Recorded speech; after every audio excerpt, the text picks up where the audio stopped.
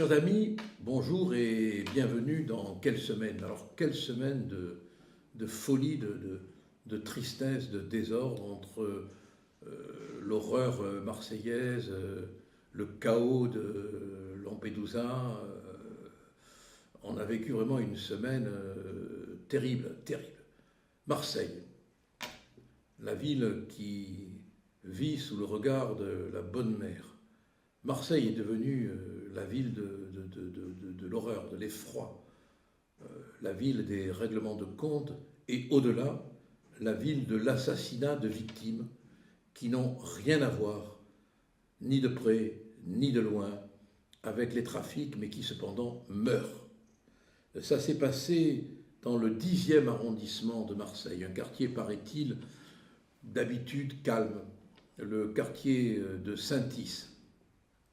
Une jeune femme, Sokaina, je ne sais pas trop bien comment on prononce son nom, je ne voudrais pas l'abîmer, est dans sa chambre, comme au même moment, je suppose, beaucoup de jeunes filles. Elle vient de quitter sa mère, sa sœur, et elle va dans sa chambre pour travailler. Elle est étudiante en droit. Elle est chez elle. Elle est à l'abri, le croit-elle, dans son domicile.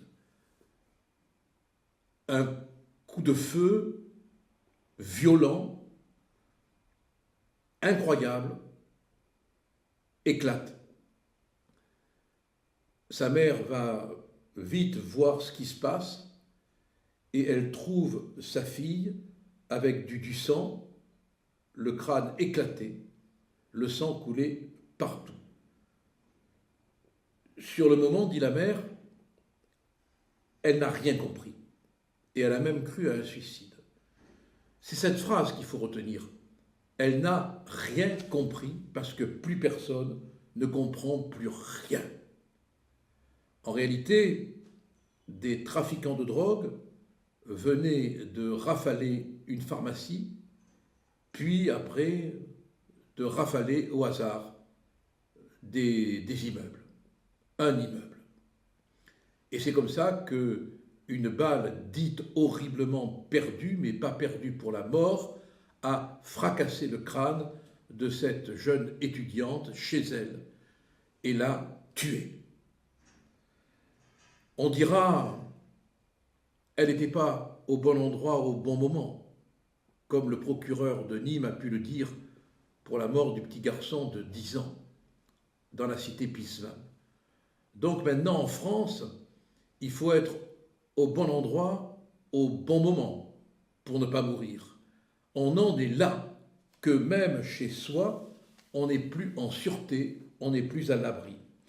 Et quand on interroge les voisins, les habitants de cette cité et des cités, il y a une phrase qui revient continuellement comme un lamento, c'est « on ne peut rien faire ». Ils ont même demandé de l'aide pour les obsèques.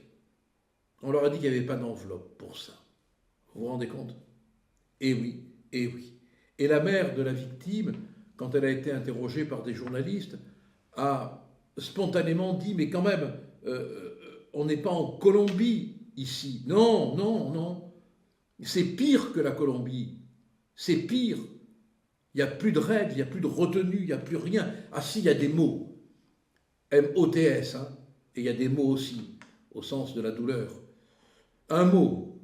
Le procureur de Marseille a fabriqué un mot. Narcomicide, ça y est, le problème est réglé. On a mis un mot sur ce qui se passe. Vous savez que les gens à Marseille maintenant sont en train de réorganiser leur logement pour essayer de se protéger des tirs qui pourraient frapper, comme si on était dans un pays en guerre. Bientôt, pour aller dans la salle à manger, il va falloir ramper, il va falloir vivre chez soi avec un gilet pare-balles. Non mais personne ne réagit à cette folie, personne ne comprend que maintenant on est arrivé à un point où ce sont les mafias qui commandent. Elles tiennent des cités qui sont leur principauté du mal, et elles y font à l'intérieur ce qu'elles veulent. La réaction de Darmanin, toujours la même, se montrer, parader, pétarader, claquer de mots, ne rien faire. Ah oui, il a annoncé la création d'une brigade spéciale pour lutter contre les trafics de stupéfiants. Se foutent de nous, quoi. Comme si la brigade de lutte contre les stupéfiants n'existait pas.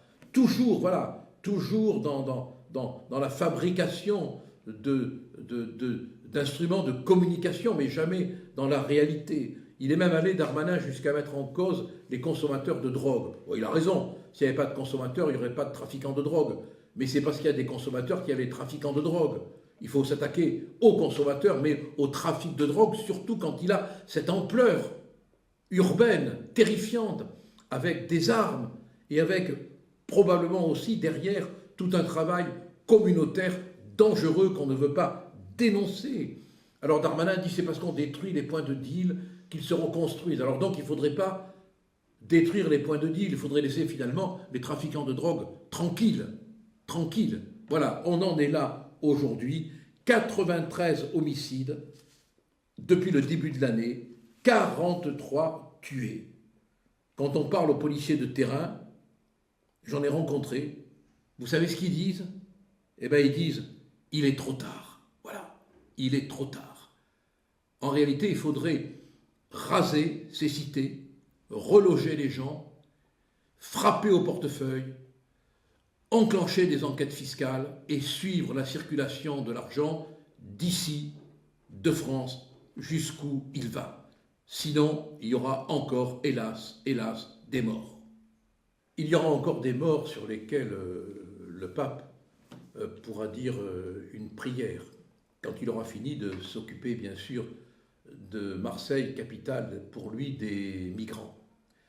Parce que le pape va venir à Marseille. Bon, c'est une bonne nouvelle pour la bonne mère, elle va enfin voir ce pape. Mais ça crée un tout petit problème, parce que vous savez, les assassinats, une jeune femme tuée chez elle, tout cela, en France, ça ne suffit pas à créer de la polémique. Non, non, non. Ce qui fait polémique, voyez-vous, c'est que le pape va célébrer une messe. Vous me direz, pour un pape, ça me paraît plutôt normal. Mais voilà, Macron va assister à la messe. Espérons qu'il ne sera pas accueilli comme au Stade de France. De toute manière, le pape, avec sa charité chrétienne, dira que les huées et les sifflets sont pour lui. Alors la France insoumise est indignée, vous me direz, à part s'indigner, à part polémiquer, à part éructer du cocktail Molotov du ridicule, on ne voit pas ce qu'ils peuvent faire. Hein. Bon. Alors ils se sont indignés, Mélenchon en tête, que Macron aille assister à la messe. Et pourquoi pas? Et pourquoi n'en aurait-il pas le droit? Parce qu'il est président de la République. Oh, mais il a quand même assisté à la rupture du jeûne au Conseil français du culte musulman en 2017. Et Mélenchon n'a pas jeûné pour protester. Hein. Bon, il s'est rendu aussi à la grande synagogue de Paris en 2018. Bon, et là, Mélenchon n'a pas pleuré de rage. Bon, il est allé aussi à la grande mosquée en 2022. Bon, Chirac a assisté à une messe pour les funérailles de l'abbé Pierre et Sarkozy pour les funérailles de sœur Emmanuelle et Hollande pour la messe célébrée pour le père Hamel égorgé, rappelez-vous quand même, par un terroriste. Je le dis pour la France insoumise qui n'assistait pas probablement à la messe. La règle, c'est que, et De Gaulle l'avait instauré, quand le chef d'État assiste à une messe en tant que chef d'État, il ne communie pas. Et De Gaulle, c'était le principe. Quand il assistait à une messe en tant que chrétien, il communiait. Quand il assistait à une messe en tant que chef d'État, il ne communiait pas. Donc, qu'on foute la paix à ceux qui veulent assister à la messe et que le président de la République, s'il considère que c'est protocolaire d'assister à la messe, y assiste, bien sûr, en ne communiant pas pour respecter la laïcité, et on laissera tinter les cloches de la France insoumise qui ne manque pas. À Marseille, bien évidemment, le pape évoquera la situation des migrants, puisqu'il vient en quelque sorte sur les bords de la Méditerranée ancestrale pour cela. Dans la cité fondée par les Grecs, occupée par les Romains, dont les canons de la forteresse étaient tournés non pas vers l'extérieur mais vers l'intérieur, parce que Louis XIV se méfiait des Marseillais, sans aucun doute, le pape évoquera la situation de Lampedusa. Ce qui s'est passé dans l'île de Pirandello est absolument inimaginable. Même dans un film, si on le voyait, on dirait le scénariste a exagéré. D'un coup, en 24 heures, voire un peu plus, 6 000, 7 000, peut-être 8 000 personnes. Le courrier d'El Sera annonçait 7 000 personnes et le Figaro semblait le confirmer. D'un coup, l'île a été envahie, il n'y a pas d'autre terme, par un déferlement de clandestins qui ont occupé, du point de vue du nombre, toute l'île, ce qui équivaut à la population même de l'île. Sur Lampedusa, il y a en tout et pour tout 400 lieux d'hébergement pour les clandestins. Qu'est-ce qui s'est passé? D'abord, une observation toute simple quand même. Ces migrants, que j'appelle moi des clandestins parce que c'est la réalité, sont là sans droit ni titre. Ils sont là au nom, tenez-vous bien, retenez-le, de la violation de la loi. C'est parce qu'ils violent la loi des frontières, c'est parce qu'ils violent le droit international, c'est parce qu'ils violent le territoire italien dans sa protection en déferlant en force sur 120 bateaux qu'ils acquièrent des droits au nom simplement de l'exploitation, de l'utilisation abusive de nos normes humanitaires. Ils ont compris. Et ceux qui sont derrière, parce que je ne croirai jamais que 7000 personnes, essentiellement des hommes, quoi que l'on veuille nous faire croire le contraire, peuvent arriver comme cela sur 120 bateaux au même moment, sans qu'il y ait eu derrière une organisation, des ramifications, des coordinations, des planifications, des financements. Ce n'est pas possible. Ce qui veut dire que la Tunisie a son rôle à jouer, bien sûr, dans cette histoire, d'autant plus que Mme von der Leyen a cru bon de signer un pacte avec elle, moyennant finance toujours, pour que les migrants soient retenus. Et oui, parce que l'hypocrisie de l'Union européenne est là. D'un côté, on feint, quand on est en chair des droits de l'homme, de dire qu'il faut accueillir toute la misère qu'on ne peut pas accueillir du monde, et de l'autre, on paie la Turquie, on paie le Niger, on paie la Tunisie pour qu'elle retienne des migrants qu'elle ne retient pas, et ce qui lui permet de demander un peu plus d'argent chaque fois. Alors, comment gérer cet afflux? Mélanie s'est cassé la gueule, il faut bien le reconnaître. Elle avait parlé d'un blocus naval. Malheureusement, la marine italienne n'est pas suffisamment importante pour organiser ce blocus. La réalité, c'est courage Fillon, quoi. Personne n'a de solution. Maintenant, pour l'Italie, la seule solution, c'est de redistribuer les migrants un peu partout. L'Europe est absente. On voit au Parlement la commissaire aux migrations faire du tricot. Voilà, c'est ça, elle fait du tricot. L'Union européenne laisse complètement tomber l'Italie, à tel point que c'est quasiment la fuite en Europe face au problème de la migration. Il n'y a qu'une solution. On n'ose pas le dire, mais il n'y a qu'une solution. C'est de ne plus appliquer les accords de Schengen. Il faut rétablir les frontières. Dublin terminé, Schengen terminé. On rétablit une fois pour toutes les frontières.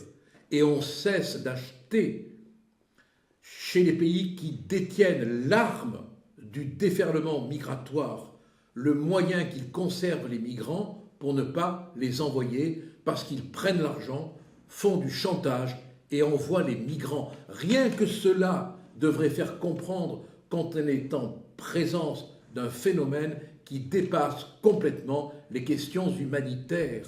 On n'en est plus là. Il y a peut-être parmi ces 6 000 ou 7 000 clandestins des hommes et des femmes qui ont droit à l'asile. Il faut le leur accorder, mais il ne faut pas être les cocus des droits de l'homme en accordant le bénéfice de l'accueil, le bénéfice de l'asile à des hommes qui ne le méritent pas. C'est la négation du droit. Donc, il est indispensable que les mesures d'envergure soient prises parce que l'avenir est sombre, très sombre. Il va y avoir les soubresauts politiques qui secouent le Sahel et l'Afrique. Il va y avoir et il y a l'explosion démographique de l'Afrique. Il y a les organisations SOS Méditerranée, les organisations humanitaires, les ONG complices en France et en Europe qui jouent le rôle de pont et de passerelle. Il faut lutter contre tout cela parce que sinon on assistera à une déstabilisation déjà en mouvement de tout le continent européen. La situation est grave, mais ça n'empêche pas Ursula von der Leyen, lors de son discours planétaire, prétentieux au Parlement, on avait l'impression qu'elle se prenait pour une présidente de la République des États-Unis faisant son discours de l'Union, sur l'Union. Là, l'essentiel de son propos, c'est l'élargissement de l'Union européenne. Elle parle même d'un appel de l'histoire. Vous vous rendez compte ? Ursula von der Leyen, porteuse d'un appel de l'histoire. Et elle a insisté sur la nécessité de compléter, entre guillemets, notre union. Union qui n'existe pas. On le voit avec l'Allemagne, on le voit avec plein d'autres pays. Le problème, c'est que pour réussir cet élargissement, qui ferait entrer l'Ukraine, la Moldavie, les Balkans occidentaux, il faut un vote à l'unanimité. Or, pour l'instant, le vote à l'unanimité n'est pas du tout acquis. On n'a pas non plus la date. On ne sait pas quand cet élargissement de cette Union européenne tentaculaire et désorganisée aurait lieu. Non, mais c'est une manière de dire qu'il faut encore plus de pays pour qu'il y ait encore plus de fonctionnaires, pour qu'il y ait encore plus de confusion, pour qu'il y ait encore plus d'argent. Mais ce qui est quand même aussi important, c'est qu'en même temps, Ursula, alors qu'on a évoqué tout à l'heure la question des clandestins, de la migration, veut un élargissement de l'espace Schengen. Et oui, encore plus de facilité pour la circulation avec la Bulgarie et la Roumanie. Mais voilà, les Pays-Bas et l'Autriche, eux, refusent parce qu'ils sont bien conscients qu'ils ne pourront pas contrôler les flux migratoires. Donc, probablement que les vœux de Mme Ursula von der Leyen ne seront pas exaucés. Et on peut dire que c'est, pour l'instant, tant mieux. Voilà, cette semaine a été particulièrement dure, particulièrement ensanglantée, particulièrement pénible. Espérons que le pape, porteur de paix, nous donnera une semaine prochaine plus paisible.